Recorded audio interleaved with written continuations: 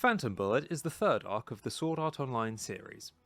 A year after SAO was cleared, Kirito is sent into a different game, Gun Gale Online, to investigate the mysterious deaths of people who were shot in-game by a player calling themselves Death Gun and died of heart attacks shortly thereafter. However, Kirito is confronted with his own demons when he finds out that Death Gun was a member of the murder guild Laughing Coffin, who were a group of player killers in SAO that Kirito ended up killing two of in a massive raid on their base. Kirito joins the game in order to enter an upcoming tournament, with the ultimate goal of drawing the attention of Death Gun. While neither he nor suspicious government minister Kikuoka believe that people can be killed in real life by being shot by a bullet in a video game, they aren't taking chances with his life, considering the events of the SAO incident, so Kirito dives into GGO from a hospital bed where a nurse is constantly monitoring his vitals. The psychological impacts of SAO can still be felt within the actions of the characters in the show, as they continue to do all they can to mitigate the loss of life.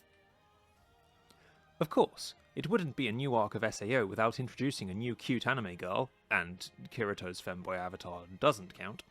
so Kirito is joined in his investigations by Sinon, who plays GGO because it turns out she has some unresolved trauma of her own. See, when Sinon was younger, she was present when an armed man tried to rob a bank,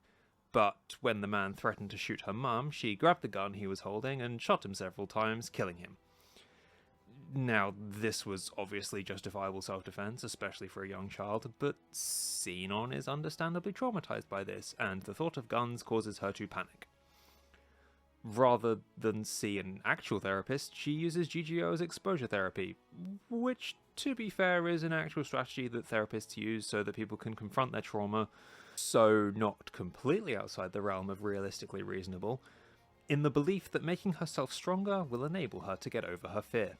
Meeting Kirito only strengthens her resolve, as she sees him as someone who's gone through something traumatic but keeps moving regardless.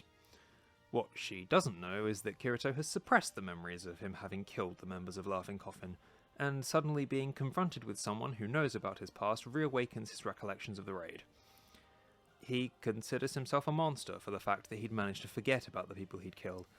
as well as the fact that his disinterest in wanting to dignify the Laughing Coffin members as human beings meant that he doesn't know the name of Death Gun, and therefore can't just tell his name to the authorities and have him arrested that way. The nurse watching over Kirito manages to draw him out of his slump by pointing out the fact that the actions Kirito took were to save the lives of others, and that, as a nurse, she's perfectly positioned to say that you can't save everyone, you just have to do what you can to save as many people as possible. This seems to resonate with Kirito, as he flashes back to him killing Kuradil in order to save Asuna's life, and is the beginning of the process of him forgiving himself for what he'd forced himself to forget. This all comes to a head when Death Gun starts to target Sinon. Sinon notices that the gun that Death Gun uses is the same one that she used to kill the thief years ago, which understandably causes her to shut down. When faced with her reality in the fictional world of the game, she's unable to continue to separate the two, and loses her ability to fight. When Kirito then saves her, she sees it as him recognizing her weakness and belittling her for it, believing that she doesn't have the strength to save herself. They escape Death Gun and finally share their stories, with Sinon realizing that Kirito's unwillingness to give up on anyone ever, even in the face of unrealistic odds, is the thing that makes him seem so strong in her eyes, which prompts her to draw the conclusion that even if she cannot fight for herself, she'll fight for someone else's sake. When Kirito learns how much Sinon's trauma paralyzes her, he determines that it's time to stop running from his and instead face it head-on. This decision enables him to remember Death Gun's name during his battle with him, ensuring his inevitable imprisonment, while Sinon gets her closure at the very end of the series, when she meets a woman and her young daughter. It turns out that this woman worked at the bank and was pregnant the day that Sinon saved her life.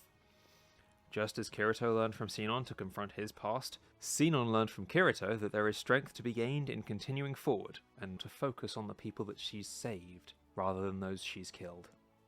Only through working together are they able to confront their demons. Because it turns out that, yeah, having people who are there for you and support you is a really powerful tool for being able to deal with issues in your life. Who'd have guessed? 迷わずに今矛盾だらけの世界をその手で打ち放て